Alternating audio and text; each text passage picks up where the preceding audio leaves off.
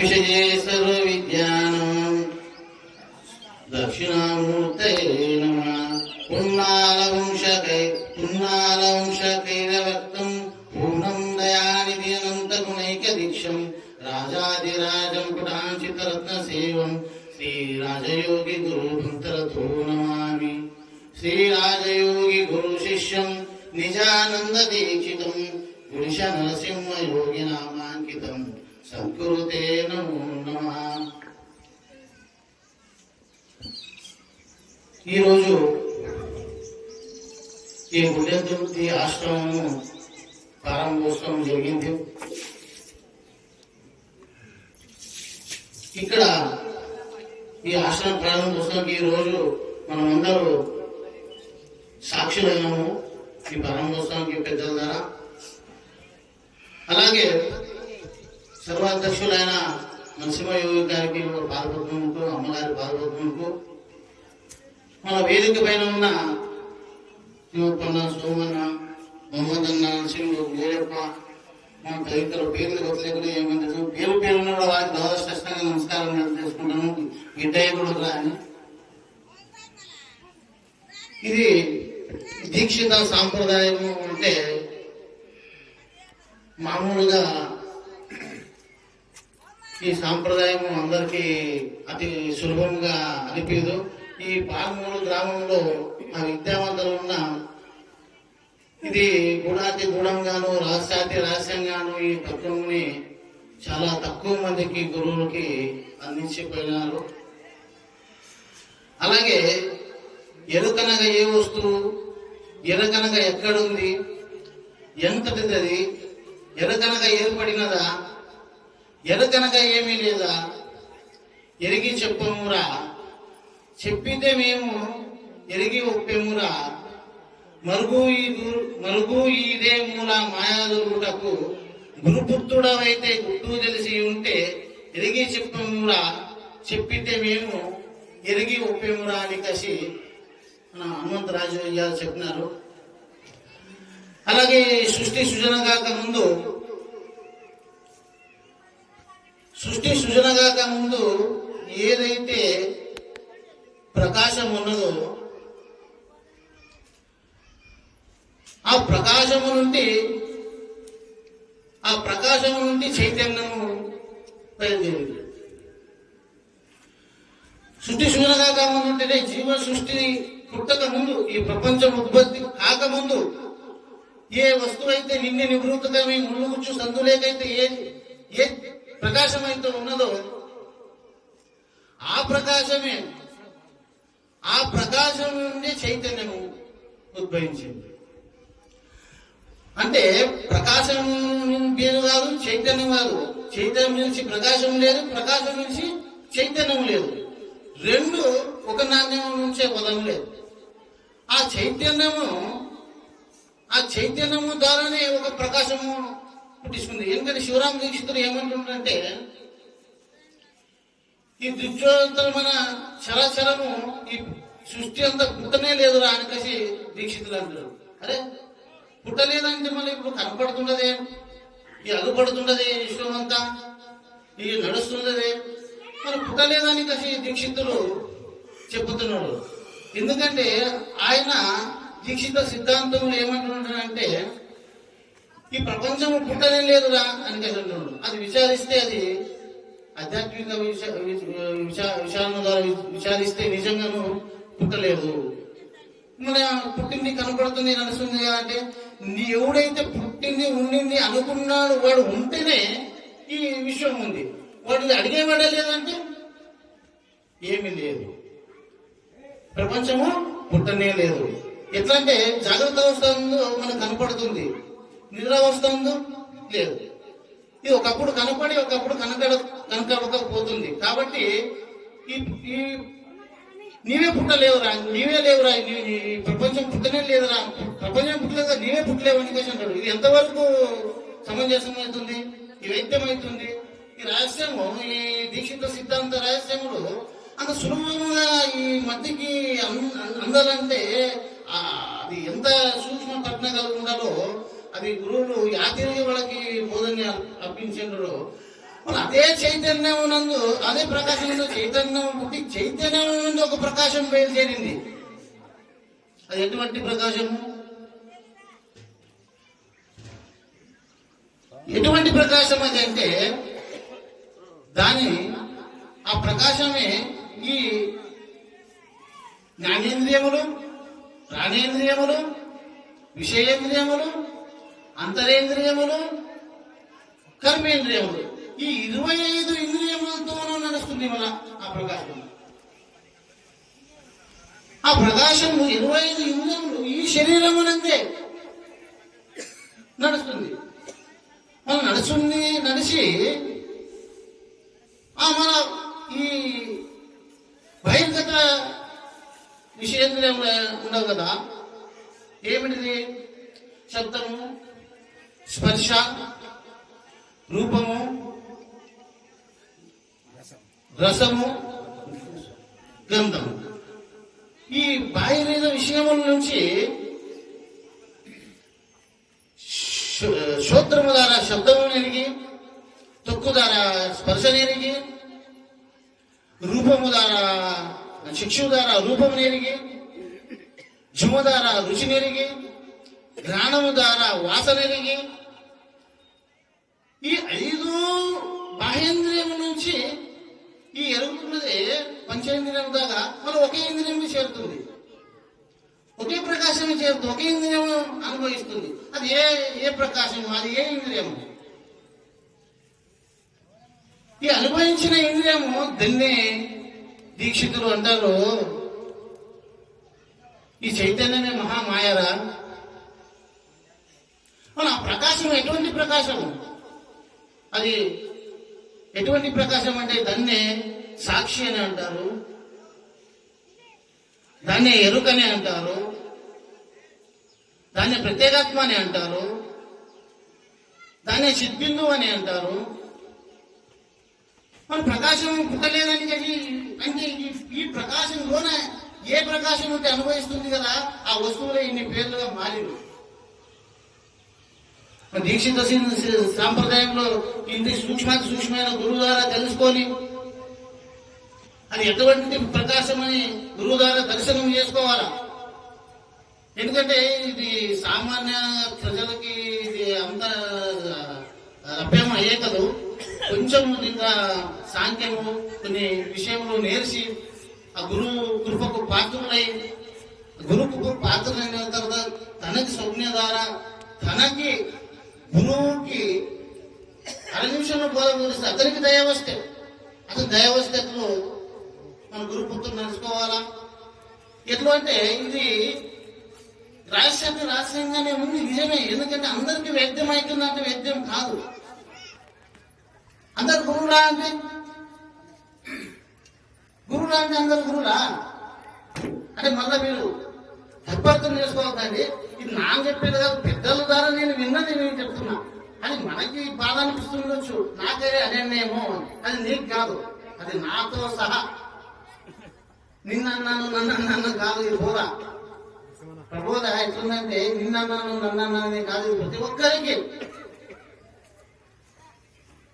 ఇది అటువంటి బోధ. ఇది ఇప్పుడు బంధము మోక్షము అనే బిందుత్రయంలో బీజము లేకను సందేహము లేకను అందముగా కింద మీద అంతటయుండు అచలము ఎప్పుడు హితమయుండు వింతగా దోచే విశ్వము లేకను సంతాతముడి సాక్షి లేక ఉండను అంతటయుండు అచలము ఎగుపడి ఉండు అని మన హనుమంతరాజు గారు చెప్పినారు. మోక్షం ఎవరికి? ఇక్కడ మోక్షము ఎవరికి? ఇప్పుడు అది ప్రకాశం ఉంది అని చెప్పినాను, ఎరుక సాక్షి బిందు అని చెప్పినాను, అది కాదని ఈ పద్యముకి మోక్షం ఎవరికి? మోక్షము ఎవరికంటే ఇప్పుడు మనుషులు ఉన్నారు. సచ్చినోనికి మోక్షమా అంటే సచ్చినోడేమి వేసి చెప్పలేడు. ఎందుకంటే ఈ విశ్వంలో ఇదివరకే చచ్చిపోయినాడు వచ్చి నాకు మోక్షం అయిందని చెప్పినట్లు ఏ ఉదాహరణ లేదు. ఎందుకంటే శవం వచ్చి చెప్పలేదు, చెప్పినట్లు కూడా ఏ ఉదాహరణ కూడా ఇప్పుడు వరకు లేదు. బతికినోడికి మోక్షమా అంటే మరి ఏదో ఒక భ్రాంతి వస్తప్పుడు ఏదో ఒక భ్రాంతి పట్టుకొని వాడు సస్తాడని ఒక పెద్దల నిర్ణయము, పెద్దలు చెప్పిన మాట. ఎందుకంటే ఊరికనే సావడం అంటారు, ఏదో ఒక భ్రాంతిని పట్టుకునే వస్తున్నాడు. మరి ఎవరికి మోక్షము? బతికి ఉండగానే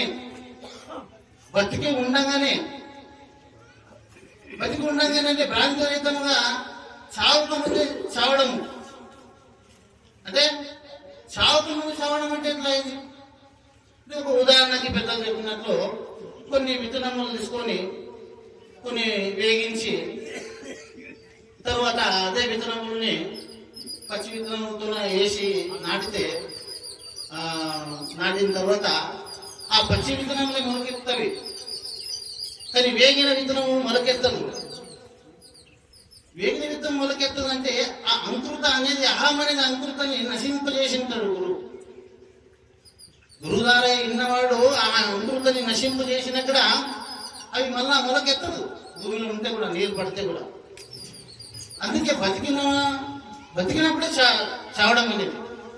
ఆ విషయం ఇలా తెలుసుకోవాలి. ఎట్లా అంటే ఈ అహం అనేది ఒక పెద్ద మన రామచంద్రరావు గారు, రాజయ్య గారు కథ చెప్తున్నాను ఆయన గారు. ఎట్లా అంటే రామచంద్ర గారు రాజయ్య కలిస్తే సీరకాలం కట్టబడుతున్నాడు. ఈ మంచి బట్టలు వేసుకొని ఇంత నీతిగా బట్టలు వేసుకుంటూ ఇదేం అడ్డం పడుతుంది కదా అని వివేకానంద రాజా ఏడాది రోజుడే కాడ, దుమ్ముడే కాడ, కొండుడే కానీ పడుతున్నాడు. అది మీరు మంచి బట్టలు వేసుకొని, తెల్ల బట్టలు వేసుకొని అది రాజాసిందా అడ్డం పడుతున్నాడు. గలీజుందిరా, వద్దురా అంటే లేదయ్యా, ఇది అహం ఎట్లుందంటే మారేమ గుడి మీద దున్నపోతు నరిస్తే కానీ దానికి అహం పోతుంది, కానీ దీనికి పోదయ్యా. ఇదేమో బట్ట పోతే మళ్ళా కడుక్కొని వేసుకుంటాము. ఈ అహం అనేది మీ పెద్దలు చూసి నాకు ఆ భక్తి అది కడగలేకుంటే ఈ అహము నాకు రూపంగా నన్ను ఇది వచ్చి చేరుతుంది ఈ అహము అని ఆయన శాస్త్రంగా నమ్ముతారు. వద్దురా అంటే కూడా నమ్ముతారు. అట్లా ఈ అహం అనేది మనిషిని ఈ పీడిస్తానంది. యాదంట్లా మనిషిని దొరబెట్టుకొని వాడికి ఏమనేటి చేస్తున్నాడు. ఇప్పుడు మనము ఆస్తికుడు నాస్తికుడు అనే విషయాలు ఇక్కడ వద్దు. నీవు ఎవరనే తెలుసుకునే విషయం ఇక్కడ గంభీరతగా ఆలోచించాలి. ఎందుకంటే కొంతమంది గురువులు మన వేషములు వేసుకొని పేరు ప్రతిష్టలకై రానిపోని విద్యాలు చెప్పి జుట్లు గడ్డాలు వేషాలను చేసి నానా విధమంతా దానిపోనివన్నీ చేసి దొంగ జపములు, దొంగ నాటకములు చేస్తూ మందిని మోసం చేస్తూ వాళ్ళకి రాకుండా ప్రపంచ విషయం చూసుకోలేక, తినలేక సన్యాసత్వము యాదో పని పెట్టుకొని మందికి మోసం చేసుకుని అంగనాన్ని పద్ధతిలో బుర్రకాయ చేత పట్టుకొని లేని శాస్త్రాలు చేస్తూ ఈ వాళ్ళు కూడా గురువులు అని కలిసి అది నిమ్మ నీళ్ళుకుంటూ ఉంటున్నారు. అది కాదు గురువు. అది వేషాలు ధరించడము అది ఎంతవరకు మా సాంప్రదాయం లాంటి ఇదివరకు మనకి అది ఒప్పలేరు. ఆ పెద్దలు కూడా మనకి విషయం అది ఒప్పరు మన పెద్దలు. ఎట్లా సిద్ధాంతం కూడా కావాలంటే ఏం చేయాలంటే అన్ని మతము సిద్ధాంతములు కొన్ని అన్ని ఉండవు. సిద్ధాంత ముక్తిని కలిగిస్తాయి, సత్యమిని ముక్తి ప్రసాదిస్తారు అని అన్ని సిద్ధాంతాల్లో కూడా అందరూ భ్రాంతిలో పడేసి ముక్తి కలిగిస్తారు. సచినక్కడ ఏం ముక్తి కలుగుతుంది? ఎవరు కూడా చెప్పినాడు అని మన సిద్ధాంతం అవుతుంది. మన సిద్ధాంతం ఏం జరుగుతుందంటే జరణ మరణ భ్రాంతి రహితం చేసే సిద్ధాంతం కానీ మంది అసలు సాంప్రదాయము ముక్తిని కలిగించి మోక్షం ప్రసాదించేది కాదు మన సిద్ధాంతం. మన సిద్ధాంతం ఏమి?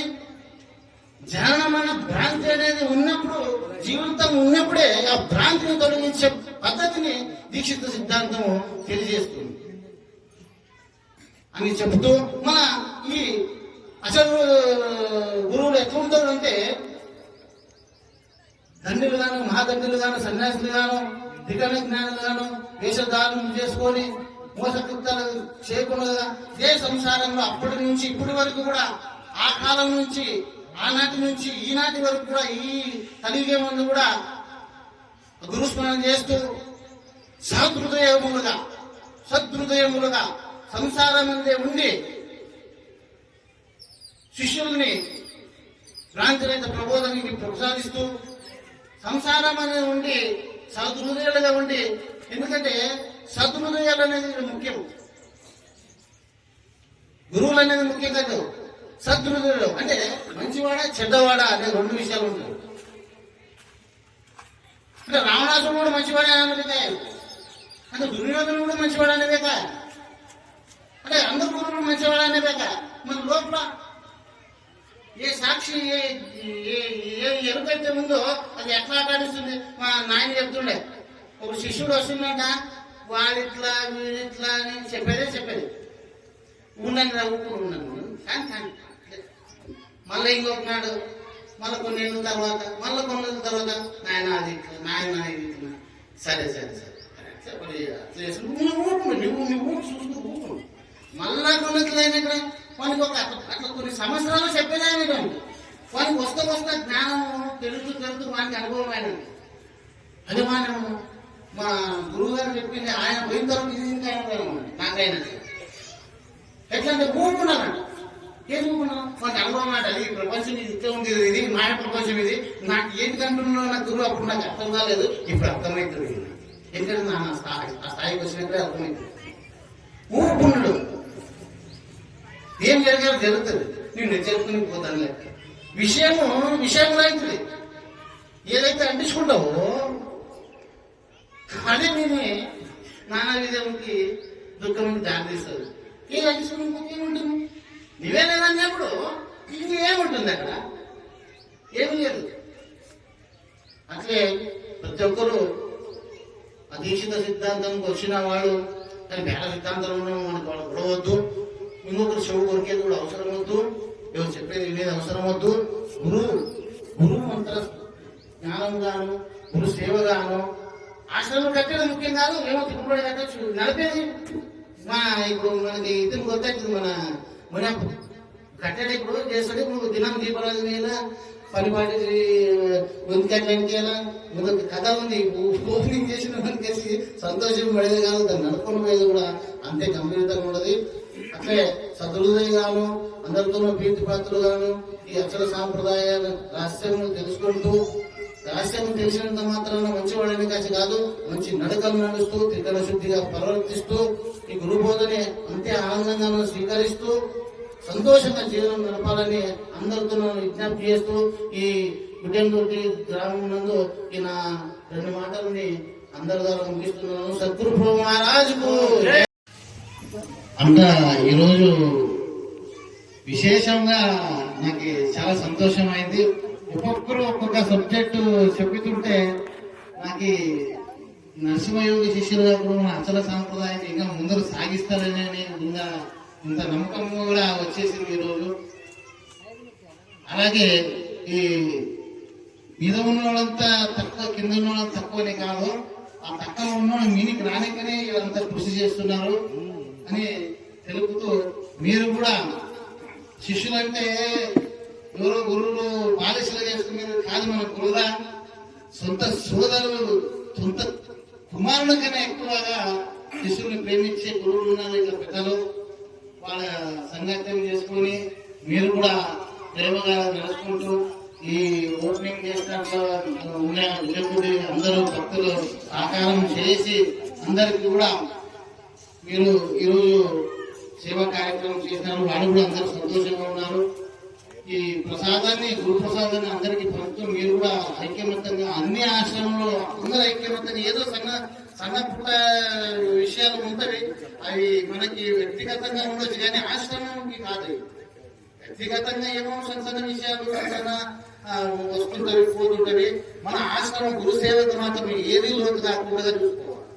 ఏమంటే వ్యక్తిగతంగా కొన్ని తక్కువ జరుగుతుంటవి, మనకి జరుగుతుంటవి, బాగా జరుగుతుంది, బాగా ఈ విషయాన్ని మనసులో పెట్టుకోకుండా ఏ విషయమైనా గురువు కార్యానికి మాత్రము ఏ రోజు కాకుండా చూసుకొని ఆ గురువుకి వ్యక్తిగతంగా మీరు ఏమో పెట్టుకోండి. అంతగా విషయం అది వ్యక్తిగతంగా విడిచిపెట్టి గురు కార్యం, గురు సేవకి గురు అంకితంగా ఉంటే వాళ్ళ జన్మ సార్థకము.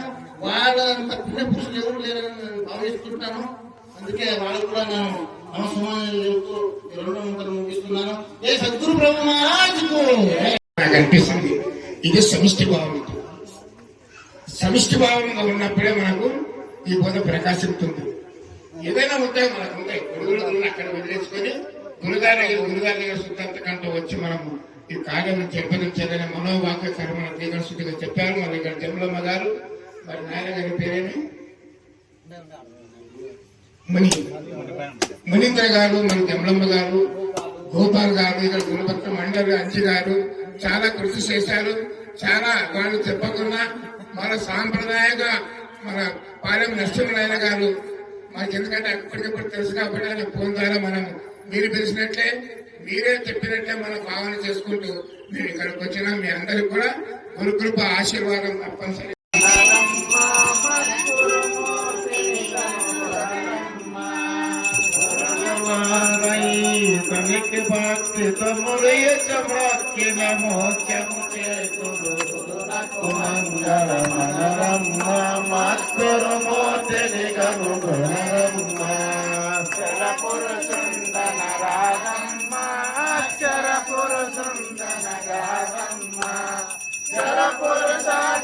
పురుషుల కావల పురుషోత్తముడన పరగిన మాయే గురునకు మంగళ మనరమ్మ మధురమూర్తిని కనుగొనరమ్మ క్షేత్రజ్ఞుండన రాధమ్మ ఈ క్షేత్రమదండన రాధమ్మ క్షేత్రజ్ఞుని తక్షేత్రమున ఏ మాత్రము తగులక పాత్రుడైన గురునకు మంగళ మనరమ్మ మధురమూర్తిని కనుగొనరమ్మ స్మరణ రూపుడన రాధమ్మ విస్మరణ రూపుడన రాధమ్మ స్మరణ లేక విస్మరణ గాక తస్మరణ విస్మరణ ఎరుకలేని గురునకు మంగళ మనరమ్మ మద్గురుమూర్తిని కనుగొనరమ్మ దేహమునకన